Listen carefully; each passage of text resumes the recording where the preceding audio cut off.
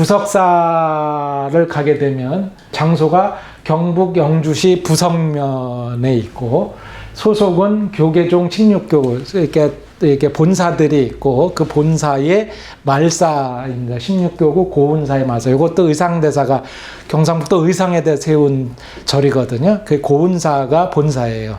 그 부석사는 말사. 우리는 잘못 이해하기 쉬운데 부석사가 워낙 유명해가지고 말사로 이해하기 쉬운데 고운사의 말사다라는 것을 잘 이해하셔야 되고 2018년 6월 산사 한국의 산지승원이라고 하는 제목으로 유네스코 세계문화유산에 등재되었다라고 하는 거고 그 부석사를 보게 되면 가장 제 얘기가 뭐냐 그 무량수전인데 무량수전은 저기 들어가기 그 맨 위에 써 있는 거고 제일 먼저는 태백산 부석사예요. 근데 그 태백산 부석사인데 태백산이 아니에요. 그 경상북도 영주에 있는 부석사가 있는 그 뒤에 산이 태백산이 아니에요. 그래서 태백산이라고 부르게 된 거는 아까 얘기한 종남산이 있었던 그 태백산의 영향을 받은 게 아니겠느냐 뭐 이렇게 주장을 하거든요. 근데 어쨌든 태백산 부석사라고 제일 저기 일주문에 이렇게 붙여 있고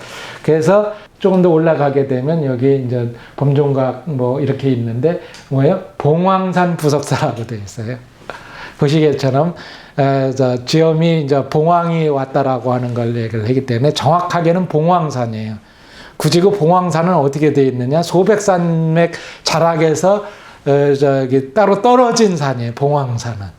그래서 엄밀하게 얘기하면 태백산도 아니고 소백산도 아니고 봉황산 부석사가 맞다라고 하는 건데 그 조선시대까지만 해도 다 뭐냐 그랬냐 하면 태백산 부석사라고 돼 있더라고요. 근데 요새는 이제 정확하게 이제 지리 지명이 나오기 때문에 봉황산 부석사다. 여러분들이 이제 그 지명과 관련돼서 아까 얘기했죠. 그 지엄이 이제 그 봉황에 비유를 했다라고 하기 때문에 그래서 아마 봉황산이라는 이름을 짓지 않았을까 이런 생각을 해봅니다. 그 아주 절의 기둥들이 아주 널찍널찍하죠. 그 다음에 이제 무량수전이죠. 무량수전. 부석사는 국보가 무려 5개나 있는 절이에요. 국보. 그래서 여러분들이 그 영주에 가게 되면 부석사를 가게 되는 거고 부석사에 가면 꼭 5개의 국보를 반드시 봐야 된다. 그 중에 하나가 이 무량수전인데 근데 이 무량수전을 보게 되면은 그 무량수전은 뭐냐면 여기 보시는 것처럼 아미타불을 모신 거거든요. 아미타불을 모셨다라고 하는 거건데 이게 아까도 얘기한 것처럼 화엄은 굉장히 높은 가르침이거든요. 그래서 굉장히 그런 깨달음, 원리적인 깨달음이기 때문에 생각하게 되면 이제 부처님이라든가 석가모니 부처님이라든가 아니면 비로자나불, 뭐 대적광전, 뭐 대웅전 이런 것이 돼야 될 텐데 여기에도 설명드리는 것처럼 이 무량수전이다라고 하는 거예요. 무량수전이다라고 하는 거는 누구냐? 누구를 저기를 했느냐 하면 아미타불을 모셨다라고 하는 거거든요. 그러니까 뭐냐면 원리적인 깨달음의 어떤 그 철학적인 이치를 담고 있는 비로자나불이 아니라 그 서방 정토의 세계를 에서 중생들을 구원해 주려고 하는 아미타불이 더 효험이 있다라고 생각을 한 거예요. 무슨 얘기냐 하면 학자들한테 내지는 공부하는 사람들한테는 화엄 사상이 더 중요하고 일반 대중들한테는 뭐예요? 아미타불이 더 중요하다는 거예요. 이 고통의 세계에서 벗어나서 그 극락정토, 극락세계에서 다시 태어나게 윤회에서 왕생극락하시옵소서. 우리가 망자에 대해서 그런 얘기들을 하거든요. 극락정토라고 얘기를 하는데 극락정토에 왕생하라는 얘기를 그러니까 일반 사람들한테 일반 중생들한테는 더 큰 의미가 있기 때문에 그래서 이 아미타불을 모신 무량수전이다라고 하는 거를 모시지 않았을까 저는 이런 생각이 들거든요. 무량수전은 현종 7년에 원흉국사가 중수를 했고 공민왕 7년에 화재로 소실됐고 고려 우왕 2년 원흥국사가 새로 지었어요. 그래서 요게 고려시대 건물이에요. 신라시대 건물이 아니라 고려시대 건물이더라. 그래 고려시대 건물이 우리나라 몇 개 안 남아있는데 봉정사 극락전 정도 남아있는 건데 왜냐하면 다 불에 타고 없어졌기 때문에 고려시대의 건물이기 때문에 국보예요. 고려시대 건물들이 없기 때문에. 그리고 조선시대 광해군 3년에 일부가 파손이 됐다가 복구됐고 여기서 또 우리가 뗄 수 없는 일제강점기가 나오죠.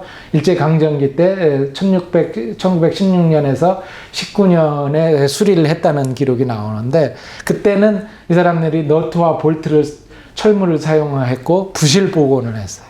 석굴암도 부실 복원했고 부석사도 부실 복원을 했어요. 왜냐하면 우리를 한옥을 짓는데 조선시대의 저기를 보게 되면 절대 못을 쓰지 않아요. 볼트와 너트를 쓰지 않는 거거든요. 시멘트를 쓰지 않아요. 그러니까 그 석굴암도 마찬가지고 부석사도 마찬가지고 세멘 내지 볼트, 너트 이런 거를 쓰게 된다라는 건 이건 뭐라고요? 기술이 떨어졌다라는 거고 그 기술을 떨어진 거를 이걸 제대로다가 안 했으면 저걸 했어야 되는데 지금도 부석사에 가보면 철물 자국들이 많아요. 철물로다가 다 이어진 것이 많다라고 하는 거예요. 부실 복원을 했다라. 그 기록도 안 남겼어요. 제대로 어디가 문제가 있다라고 하는. 그래서 안타깝다. 이게 제대로 안 알려지고 있는데 이것도 우리가 일제 시대의 문제점으로다가 지적이 돼야 된다라고 하는 거고 이 부석사는 뭐죠? 앞에 하나, 둘, 셋, 넷, 5칸이고 뒤는 하나, 둘, 3칸으로다가 돼서 아주 잘생기고 멋있죠. 건물이 이제 뭐죠? 엔타시스식이죠. 엔타시스식 베을림 기둥이다라는 거죠. 베을림 기둥이라고 하는 거는 이제 파르테논 신전도 보면은 배처럼 이렇게 뿔쑥 나와 있는 기둥이 뿔쑥 나와 있는 거죠. 여기 보시게 되면 여기 이렇게 똑바로 돼 있지 않고 이렇게 이제 가운데가 조금 저기 나와 있는 건데 첫째는 하중을 이렇게 골고루 받게 하기 위해 가지고 이렇게 한다라는 게 있고 두 번째는 뭐냐? 이 멀리서 보게 되면 똑바로 세게 되면 그 착시 현상, 눈의 착시 현상으로 했기 때문에 안으로다가 굽어져 보인다는 거예요. 요렇게. 근데 요렇게 엔타시스식, 베을림 기둥, 최순호 선생은 베을림이라고 엔타시스식을 이렇게 표현하는데 그렇게 해야만이 멀리서 보게 되면 똑바로 보게 된다라는 거. 그게 이제 시각 효과를 보정하기 위해서 이렇게 했다라고 하는 거거든요. 그래서 아주 조형적으로도 아주 탁월하다. 이거를 말씀드릴 수가 있다라고 하는 거죠.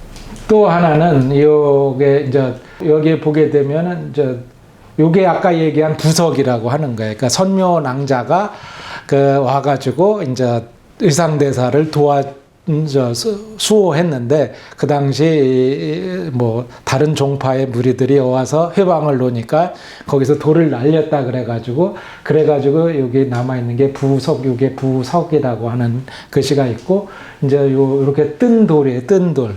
근데 뜬 돌이냐 이제 여기서는 떠 있는데 뒤에는 어떻게 해야 돼요? 흙에 박혀 있어요. 흙에 박힌 채로다가 여기가 떠 있어요. 이렇게 돼 있기 때문에 그래서 의상대사와 선묘낭자의 그런 영험을 보여준다라고 하고 있거든요. 그래서 요게 이제 부석이고 그게 국보 18호예요. 무량수전일의 국보 18호고 바로 이제 그 안에 있는 무량수전 안에 있는 아미타불이 국보 45호라는 거예요. 아미타불이. 그 아미타불도 이게 또 흙으로다가 만든 가장 높은 아미타불 모습이거든. 흙 소조로 해가지고 흙을 이제 이렇게 조각을 한 건데 이것도 고려시대의 부처님 모습에 이제 금맥기 칠을 한 거겠죠. 금칠을 금으로다가 이제 칠한 거고. 이분은 이제 서방 세계를 돌보시는 분이니까 서쪽을 주재하는 거기 때문에 동쪽을 바라보는 거예요. 그러니까 가운데 북쪽에서 남쪽을 바라보는 게 아니라 서쪽에서 동쪽을 바라본다라는 거를 여러분들이 이해하시면 된다라는 거죠.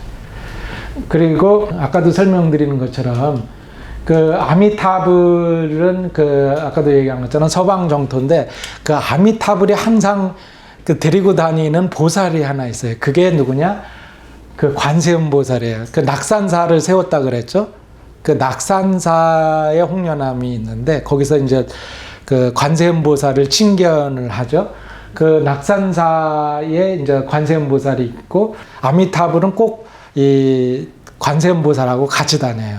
그러기 때문에 이제 의상하고 상관관계가 있다라는 거고, 그리고 또 이 부처 절에서 또 하는 게 또 뭐냐면 그 법회를 시작하기 전에 수리수리 마수리 뭐 이런 거 여러분들 혹시 들어보셨나요? 이게 뭐 만화 영화에도 나오고 뭐 이렇게 하는 게 있는데 그걸 천수경이라고 해요. 요 근래 분이 이제 이 모든 주문들을 외웠는데 그 천수경이 이제 모든 그 신들을 모은 거거든요. 신들을 다 이렇게 주문을 다 외우는 건데 그 천수경의 가장 기본이 되는 게 그 신묘장구 대다란이경이라는 게 있어요. 신묘장구 대다란이라고 하는 그 주문이 있는데 그 신묘장구 대다란이를 얘기한 사람이 누구냐면 의상대사예요. 그래서 우리나라가 아까도 얘기한 것처럼 의상대사가 관세음보살을 퍼뜨렸고 관세음신앙을 퍼뜨렸고, 두 번째는 그 신묘장구 대다란이경 천수경을 퍼뜨린 그런 그 주요한 역할을 하신 분이에요. 그러니까 우리는 화엄사상만 알고 있는데 현실적으로는 일반 대중들, 일반 그 중생들한테는 천수경을 이 영향력 있는, 왜냐하면 일반 사람들은 철학적인 얘기보다는 그런 무슨 토지신이니 무슨 뭐 곡물신이니 무슨 뭐 산신이니 무슨 해신이니 모든 신들을 전부 끌어모아 가지고 그걸 주문을 다 외우는 천수경이 유행을 하게 됐다라는 거예요. 그래서 그 천수경의 근원지는 다란이, 신묘장구 대다란이경이고 그 신묘장구 대다란이경을 만든 거는 이 퍼뜨린 거는 의상대사였다라는 거예요. 그 의상대사가 그런데 큰 역할을 했다. 화엄종뿐만 아니라 천수경의 그런 어떤 모태가 되는 그런 것들을 그 주문을 외우는데 큰 역할을 하지 않았을까? 이렇게 본다라고 하는 거죠. 그 의상대사는 문무왕이 이제 토지와 노비를 준다라니까 자기 소승은 자기는 이렇게 깨끗하게 청빈하게 살고 있기 때문에 그런 부처님의 가르침을 따르기 때문에 나는 그런 걸 사양하겠다 이런 얘기를 해요. 그거는 아마 제가 생각하기에는 아까도 얘기한 것처럼 첫째는 청빈한 삶을 하는 것도 있었고, 두 번째는 뭐냐면 자기는 이제 당나라에 있는 신라 교민들의 그 자금을 얻지 않았을까 이런 생각이 든다라는 그런 이제 추측을 해볼 수 있다라는 거겠죠. 그 다음이 이제 석등이 있는데 요게 아주 멋있는 석등이에요. 이 석등이 보신 것처럼 국보 17호예요. 아까 국보가 5개 있죠. 벌써 하나, 2개, 3개 있죠. 아미타불, 그 다음에 석등인데 석등도 아주 잘생겼어요. 되게 석등이 이제 탑도 하나고 석등도 하나예요. 둘이 아니기 때문에 하나로 해야 되는데 자꾸 둘로 하는 거가 이제 신라 후대로 나올수록 둘로나 2개로 하거든요. 뭐 다보탑, 석가탑 막 이렇게 하고 석등도 막 2개씩 하고 그러는데 원래는 하나다라는 거예요. 둘이 아니다라기 때문에 하나, 일주문 이래서 하나이고, 이게 이제 경문왕 때 그 신라 시대 때 만들어진 거고, 그리고 요걸 이제 보수하다가 나중에 알게 되는데 이 석등으로부터 이 무량수전까지 아미타불은 그 극락세계에 태어나기 때문에 아미타불을 외우기만 하면 무생한 그 헤아림이 없는 그런 그 장수를 하게 된다. 무량수, 장수, 끝없는 장수를 하게 된다. 그래서 아미타불을 무량수라 그래요. 번역어로다. 그래서 무량수전이에요. 근데 그 무량수전까지 돌로 된 용의 조각이 발견이 됐어요. 최근에. 그렇기 때문에 그 선묘낭자의 그런 그 용이 돼서 의상대사를 지켜주겠다라고 하는 것들을 믿었던 것 같고, 사람들이. 그래서 이 돌 석등서부터 시작을 해가지고서는 걷다가 돌로 새긴 그런 그 조형물을 여기다 땅속에다 파묻은 것이 아닐까 이렇게 추측을 해요. 걔가 사람들의 신념이라는 거고, 이거는 굉장히 기품이 있어요. 그리고 이 우리나라 석등을 보시게 되면 이런 데가 이렇게 올라가 있는 거거든요. 이렇게 살짝 올려가 있는 게 그게 굉장히 힘들어요. 뭐냐면 이게 화강암이거든요. 제가 화강암을 할 때 이제 봤는데 화강암을 이걸 다 돌로 깨거든요. 그러니까 보통 뭐 이게 현무암이니 대리석은 이게 깨기가 쉬워요. 근데 화강암은 한번 칠 때마다 막 불꽃이 튀어요. 그래서 화강암을 다룬다라고 하는 건 엄청난 기술이 필요한 거고, 이렇게 살짝 올라간 것은 더 힘들어요. 그래서 이게 국보가 되느냐 안 되느냐는 거기에 달렸다고 조속과 학생들이 얘기를 해주더라고요. 그래서 오, 그거였구나. 그래서 여러분들이 국보가 되느냐 안 되느냐는 요 살짝 올라갔느냐 안 들어갔느냐, 그리고 옆에 이제 그 보살상들이 얼만큼 아름답게 하고 있느냐, 연화문이 어떻게 이렇게 요것도 살짝 올라갔느냐 안느냐에 따라서 국보로 매김한다라고 하는 거예요. 굉장히 기품이 있다라고 하는 거고. 그 다음에 이제 요 무량수전에서 조금 더 올라가면 이 봉황산에서 조금 더 한 10분 정도 더 올라가면 이제 조사당이라고 있어요. 그 조사당도 이게 고려 때 건물인데, 이거는 맛배지붕인데 이것도 고려시대 건물이다 그래가지고 요것도 국보로 지정이 돼 있어요.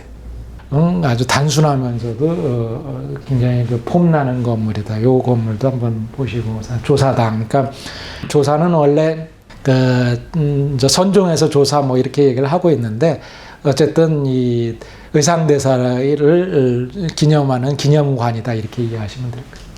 그 앞에 뭐냐면 그 앞에 이렇게 이 나무가 하나 있어요. 이걸 선비화라고 그래요. 그거를 이태계 이황 선생이 썼대요. 신선이 날아가는 것이 꽃과 같다. 아니면 참선에서 그 살인문 같다. 이렇게 두 가지 용어로 다 쓰고, 한자로 쓰고 있는데, 근데 찾아보니까 이게 퇴계 문집에는 없고 박지원 선생의 열하일기에 나와요.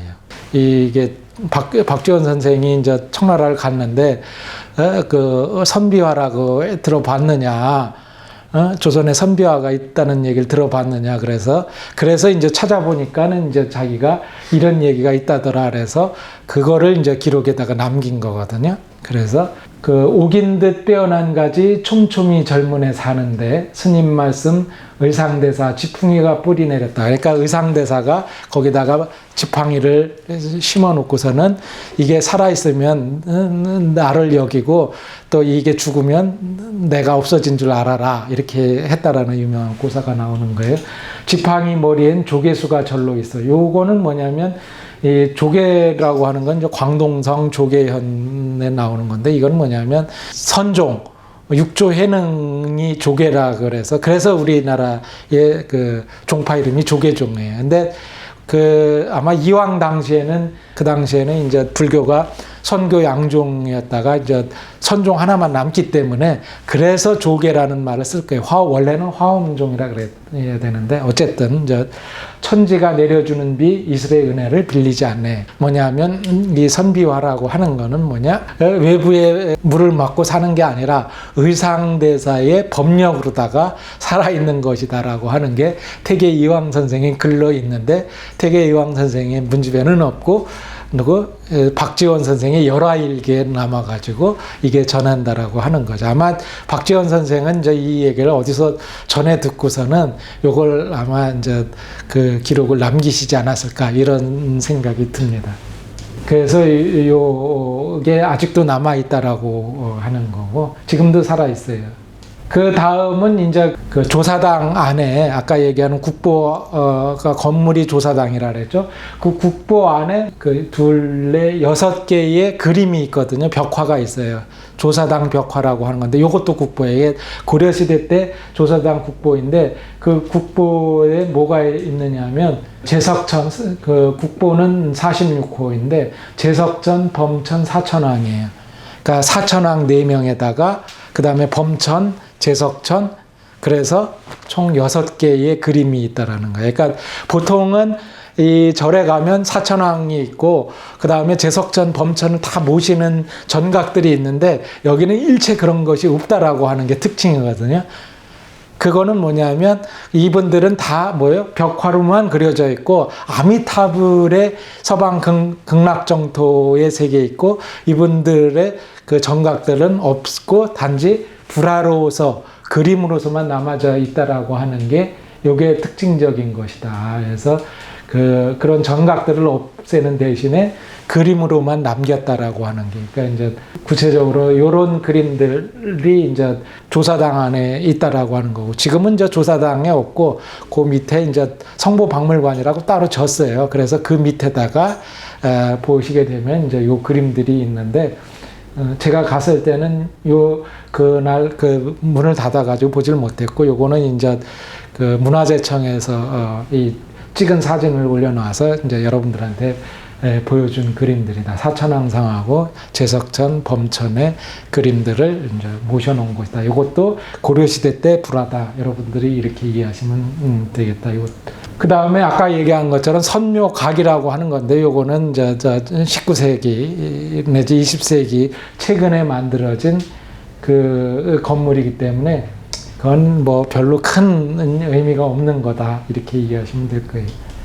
그 다음이 이제 이게 앞에서 바라본 게 아니라 이제 보통은 무량수전을 하는데, 그 최순우 국립박물관장을 역임하신 그 최순우 선생의 그 베를린 기둥에서도 그렇고, 또 유홍준 선생의 나의 문화유산 답사기도 유명한데, 그 유홍준 선생의 나의 문화유산 답사기가 최순우 선생의 그 무량수전 베를린 기둥에 서서라는 책을 인용을 하게 되면서 그게 유명해졌는데, 뭐냐면 반드시 무량수전의 그런 아름다움도 중요하지만 무량수전 앞에서 바라보는 세계가 더 유명하다라는 거예요. 그래서 유명하게 된 건데, 지금은 여기는 잘 안 나오는데, 여기 산들이 계속 중첩이 됐어요.